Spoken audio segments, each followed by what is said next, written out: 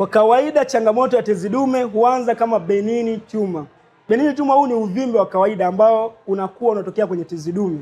Na tezi dume ni tezi ambayo ya kiume ambayo inapatikana chini ya kibofu cha mkojo cha kila mwanaume. Katikati ya tezi hii ndio unaopita ule mrija unaotoa mkojo kwenye kibofu kutoa nje ya mwili. Mwanaume anapofika umri wa miaka 45 na kuendelea, hii tezi huaga inakuwa inatanuka kubana ile njia ya mkojo. Na mwanaume mwenye umri wa miaka 45 na kuendelea unaanza kupata hali ya kukojoa mara kwa mara, hasa nyakati za usiku. Unapata maumivu wakati unakojoa, unahisi mkojo unakubana lakini unapata ugumu kwenye kuanzisha mkojo. Lakini sometimes unaweza kuhisi mkojo umekubana na ukienda kukojoa mkojo usitoke kabisa. Hizi zote ni dalili kwamba una changamoto ya uvimbe kwenye tezi dume yako.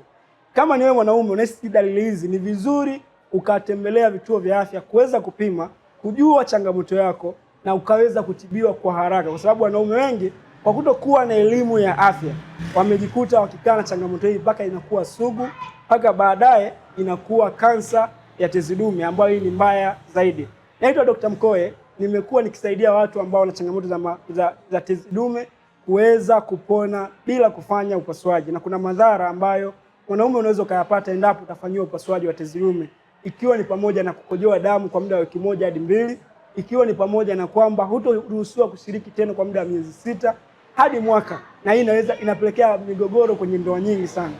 Na mbaya zaidi ni pale ambapo mwanaume wanapokuwa wamekukosea katika ufanyaji upasuaji wa tezi dume yako, unakuwa hauna uwezo wa kusimamisha tena.